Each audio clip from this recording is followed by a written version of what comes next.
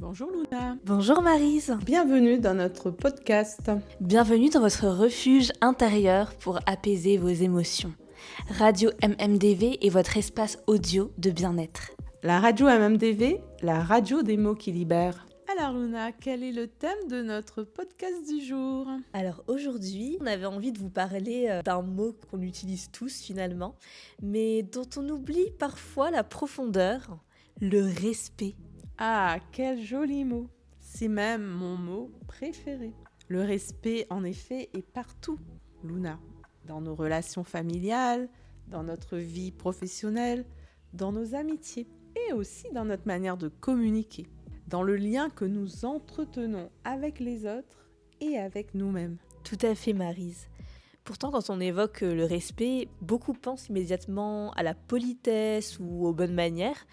Bien sûr qu'elles en font partie, mais le respect, il va beaucoup plus loin que ça.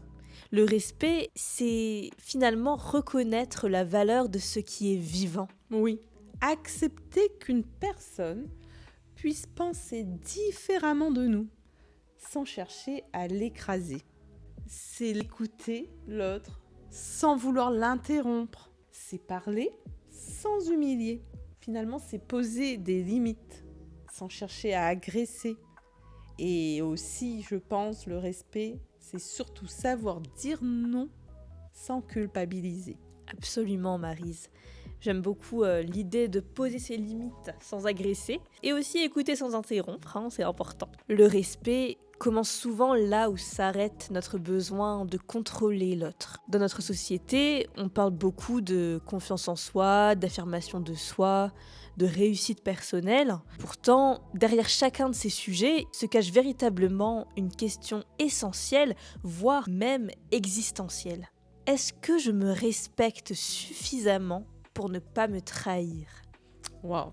C'est vraiment là où on peut placer ce merveilleux mot qu'est le mot respect. Parce que véritablement, ce que tu viens de dire, c'est ça. C'est à quel point on peut se trahir lorsque on laisse l'autre nous manquer de respect.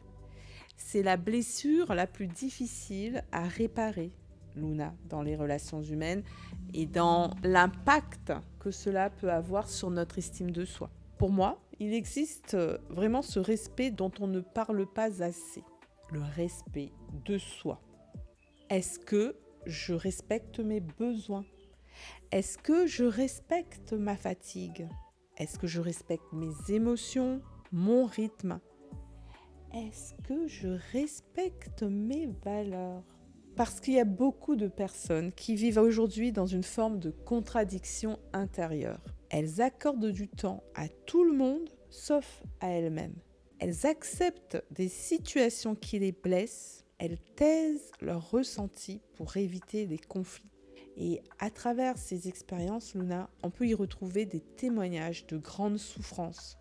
Et pourtant, il suffirait juste de réinviter ce mot respect au cœur de soi et de ses rapports aux autres. Parce que, dans le cas contraire, ces personnes finissent par s'éloigner d'elles-mêmes. Absolument, Maryse. En fait, c'est vrai que le mot respect se perd énormément dans notre vie quotidienne.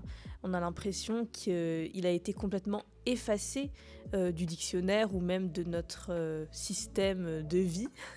Et en fait, il est vrai que le respect de soi, il n'est pas un acte d'égoïsme, contrairement à ce qu'on veut nous faire croire. C'est, je pense, un acte de cohérence qu'il faut affirmer davantage. Lorsque nous cessons de nous respecter, nous envoyons inconsciemment un message aux autres. Mes besoins comptent moins que les vôtres. Et souvent, le monde finit par en abuser, bien évidemment. Oui, parce que le respect, c'est aussi ce qui est au cœur de nos relations, comme un socle fondamental de ce qui va être serein, de ce qui va être bon en fait pour la relation. Si le respect n'est pas là, la relation en fait, elle n'existe pas. C'est une relation qui doit être avant tout comme un accord entre chaque partie pour se dire que l'autre il a le droit d'exister tel qu'il est et qui n'a pas à renoncer à lui-même pour se conformer à ce qu'on attend de lui. On n'a pas à exiger de l'autre qui se force à être quelqu'un d'autre. Et on doit l'accepter comme il est, avec ses défauts, mais aussi avec ses grandes qualités, avec ses imperfections, mais aussi ses grands talents. Il n'y a pas à le jalouser, il n'y a pas à s'inventer une image de ce qu'on le croit que l'autre est, et à travers cela lui manquer de respect parce qu'on croit que, Tu vois, moi, c'est quelque chose qui m'agace énormément quand les personnes interprètent finalement les comportements des autres et ils en font toute une histoire qui n'est pas du tout réelle. On s'invente la vie de l'autre comme si cette personne était parfaite, comme si cette personne avait tout. Et en fait, parce qu'on a des souffrances, on se voit à travers l'autre en disant bah lui, il n'en a pas. Et ça, c'est la plus grave erreur des relations humaines. On ne voit pas forcément ce que l'autre porte en lui comme grande souffrance invisible. C'est pas celui qui parle, qui se plaint, qui dit tout le temps moi je, qui est vraiment à soutenir et à aider. Souvent, le respect qu'on a, c'est de ne pas être dans ce partage de nos souffrances parce qu'on ne veut pas affecter l'autre, parce qu'on aime tellement l'autre ou on a une relation tellement positive qu'on se garde à nous-mêmes nos problématiques. Et pour autant, on va nous accuser d'être trop personnel, d'être trop mystérieux. Mais si l'autre a envie de savoir comment on est, il n'a pas grand-chose à faire, Luna. Qu'est-ce qu'il a à faire ? Il a tout simplement à nous poser la question. Et à s'y intéresser. Le fameux comment ça va qui est incarné et non posé comme une question bateau. À s'y intéresser, à s'éloigner des médisances ou des interprétations et à venir, cette personne, si elle est honnête et sincère, respecter l'autre qui est là par une relation de confiance mutuelle.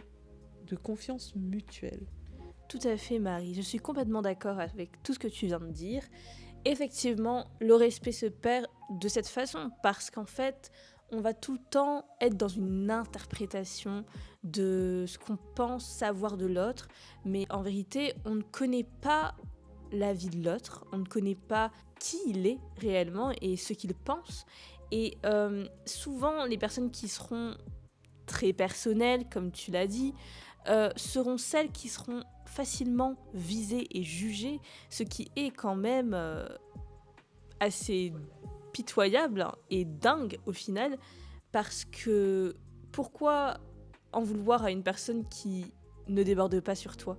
Donc je pense qu'il y a vraiment un réajustement à faire, et par exemple dans une conversation, cela peut vouloir dire écouter avant de répondre, oui, parce qu'il est important d'écouter l'intégralité de la parole de l'autre sans l'interrompre, parce que c'est quelque chose qui est un immense manque de respect pour finalement l'espace que l'autre essaie de prendre. Par exemple, ça peut vouloir aussi dire accueillir les différences de l'autre sans vouloir les corriger. C'est fondamental. On ne va pas demander à l'autre de changer qui il est, parce qu'au final, quel est l'intérêt ? Dans le travail, cela peut vouloir dire reconnaître la contribution de chacun. Et je pense que dans le milieu professionnel, c'est ce qui est le plus difficile. C'est de réussir à être dans la reconnaissance de l'autre et de ce qu'il fait, au lieu de lui exiger finalement des futilités, des banalités. Le respect, en fait, il crée un climat de sécurité. Et je pense que le premier problème de notre société actuelle, c'est ce manque de sécurité qui est lié à ce manque de respect. Là où il y a de la sécurité, finalement, il y a davantage de confiance, de coopération et de sérénité. Un mot que l'on oublie tellement il est impossible qu'il existe. Je suis entièrement d'accord avec tout ce que tu viens de dire, surtout cette partie où le bas blesse, ce qui est aujourd'hui mis en évidence dans les tendances des ressources humaines sur la qualité de vie au travail, par exemple, où les premiers abus viennent de l'irrespect. L'irrespect, c'est lorsque on va isoler l'autre dans sa difficulté en pensant que ça va jamais nous arriver à nous-mêmes d'avoir des moments où quelque chose va nous échapper. Et donc l'irrespect, c'est lorsque on pense être toujours mieux que l'autre et toujours mieux que les autres. Et ça, c'est véritablement quelque chose qui est très toxique dans les relations et les rapports qu'on a parfois avec les autres. Et subir l'irrespect, c'est un peu comme si on perdait énormément de toutes nos valeurs. Et c'est pour ça que dans ce podcast aujourd'hui, on tient à dire à nos auditeurs que lorsque on a le respect de soi, on ne laisse plus cet irrespect nous atteindre. Et on ne laisse plus cet irrespect venir toucher à ce qu'on a pris des années et des années et des années à construire dans nos valeurs, dans nos talents, dans ce qui est fondamentalement important pour nous. Il nous faut rester au plus proche de nous-mêmes. Parce que quand on s'éloigne trop, parce qu'on souffre ou parce qu'on laisse l'autre nous déconsidérer, on se manque de respect à soi-même. Tout à fait, Maryse, tout à fait. Il est important de se respecter dans notre singularité et également dans qui l'on est réellement. On n'est pas comme les autres et de toute façon, ce ne serait pas intéressant si on était tous pareils. Il est important de respecter les individualités de chacun parce que moi, j'aime bien prendre le café comme exemple. On ne va pas demander à un café de changer qui il est. Il ne va pas pouvoir changer et devenir un thé ou devenir un lait. Donc, on ne va pas demander à une personne de changer qui elle est parce que c'est se manquer de respect. C'est comme si on se refusait sa propre liberté en s'empêchant d'être, en s'empêchant d'aimer, en s'empêchant de vivre dans le plaisir de la vie. Et finalement, il faut embrasser toutes ces parts et se respecter, même si ça ne plaît pas à l'autre. Et Luna, donc, à travers ce podcast, on aimerait bien poser une petite question, même plusieurs questions à nos auditeurs. Dans quel domaine de votre vie vous a-t-on manqué le plus de respect ? Prenez le temps d'y répondre, parce que vous aurez peut-être, à travers ce que vous allez répondre, une solution qui va émerger, parce que cela signifiera qu'il est temps de changer donc dans ce domaine cette difficulté à vous affirmer comme vous êtes pour tolérer ce que les autres ne tolèrent pas en vous et dans votre manière d'être. Nous sommes tous des êtres qui méritons donc ce respect. Et nous ne devons pas donc nous dévaloriser nous-mêmes en nous jugeant dans le regard presque, j'ai envie de dire, de persécuteurs de ceux qui n'ont pas envie de faire d'efforts pour nous respecter. Donc il est important de se poser cette question. Oui, parce que prendre conscience de ces moments où l'on nous manque de respect, c'est ne plus se culpabiliser en croyant que le problème vient de nous. En effet, le respect, en fait, n'est pas une grande action spectaculaire. Il va se construire dans nos choix quotidiens, dans les mots que l'on va employer, dans les limites que nous posons aux autres, et puis dans la manière dont nous nous regardons nous-mêmes à travers les autres. Le respect, Luna, n'est pas seulement ce que nous donnons aux autres, comme dans un sacrifice de nous-mêmes. C'est aussi ce que nous nous autorisons à recevoir des autres sans avoir à supplier. Par exemple, si des personnes nous tournent le dos sans raison, c'est sans doute qu'ils n'attendent plus rien de nous, car nous avons été à un moment pour eux un faire-valoir à leurs propres yeux. Et ça, c'est de l'irrespect.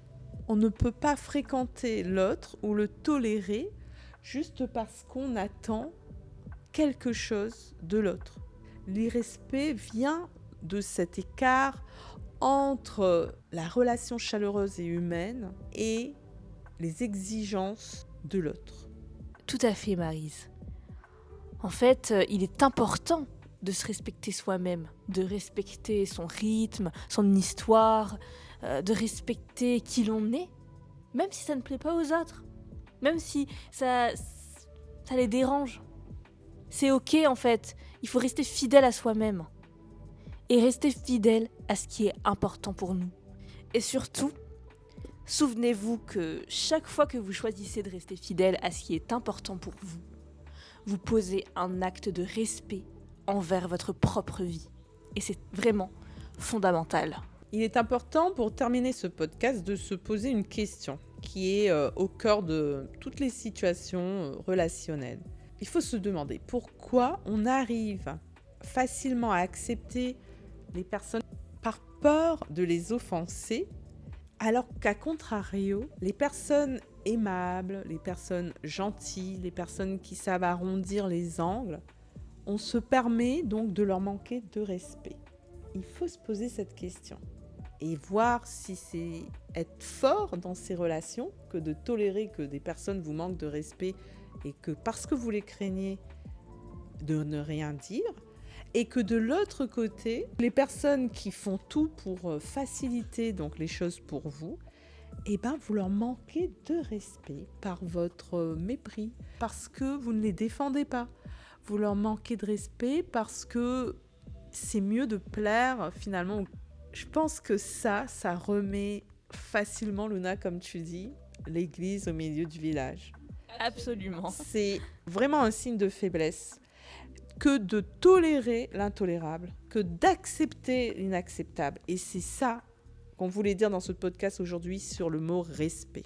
Oui, parce que c'est aussi important de dire ceux qui se taisent au lieu de finalement dire leur vérité et soutenir ceux qui les soutiennent au final. On va terminer en disant que le mot respect est le mot que l'on doit employer chaque jour, qu'on doit respirer chaque jour, qu'on doit incarner chaque jour. Et quand on fait son petit bilan personnel avant de s'endormir, il faut voir ce mot donc inscrit dans toutes les actions qu'on a pu faire au cours d'une journée. Combien de fois a-t-on manqué de respect aux autres et combien de fois a-t-on manqué de respect à soi-même? Et combien de fois a-t-on laissé les autres nous manquer de respect aussi? Et je pense qu'il ne faut plus laisser l'irrespect devenir quelque chose de banal et de normal. Il ne faut plus chercher à se dire « ce n'est pas grave ». Quand on nous manque de respect, c'est grave et il nous faut le réparer. Magnifiquement dit, Maryse. Effectivement, le respect, pour conclure, c'est l'oxygène des relations. Et l'irrespect est le poison de ces relations qui ne tiennent pas au final et qui n'ont aucun sens. Et comme tu sais, Luna, j'adore les mots. Et moi, quand j'emploie le mot respect, la rime qui arrive immédiatement, c'est le respect apporte tout simplement de la paix. En tout cas, Maryse, ce fut un merveilleux sujet à défendre. Et du coup, de discuter avec ça avec toi, c'était vraiment génial. Nous aimons beaucoup partager avec nos auditeurs ces moments de réflexion et de sens que parfois on s'interdit de se dire à soi-même parce qu'on a l'impression que on n'a pas à l'exprimer. Donc j'invite toutes les personnes qui se retrouvent souvent comme ça à se taire et à en souffrir de nous rejoindre dans nos podcasts donc réparateurs et aussi révélateurs. Donc merci et à très bientôt. Absolument, parce que Radio MMDV est un espace de libération de la parole. C'est un espace de respect, un espace où on philosophe, où on discute de thématiques de vie sans jamais moraliser, mais tout simplement exprimer ce que l'on n'ose pas forcément dire tous les jours. Donc on espère que ce podcast vous aura plu. N'hésitez pas à vous abonner à Radio MMDV pour ne rien manquer finalement de tous nos contenus, que ce soit les podcasts ou les méditations. Vous pouvez liker cette vidéo pour nous soutenir et la partager à une personne qui aurait besoin d'entendre ces mots. Si vous êtes reconnu dans tout ce que l'on a dit dans cet épisode, n'hésitez pas à nous laisser un petit commentaire et on se fera un plaisir de discuter avec vous, d'échanger avec vous. Vous pouvez nous suivre sur nos réseaux sociaux, sur Instagram, les mots de MMDV, les mots de vie pour les citations quotidiennes, Maryse.autrice pour les aventures créatives et incarnées de Maryse. Et si vous voulez nous rencontrer, n'hésitez pas. Donc on organisera un moment de partage. Oui, n'hésitez pas à nous le dire. Vous pouvez également suivre mes aventures artistiques sur Luna Muse. Faites un petit tour sur mmdvstore.com qui vend des articles de Philocophie. Si vous avez suivi la série Philocophie sur les mots de MMDV, vous pouvez nous rejoindre. Merci infiniment pour votre écoute et on vous dit à très bientôt.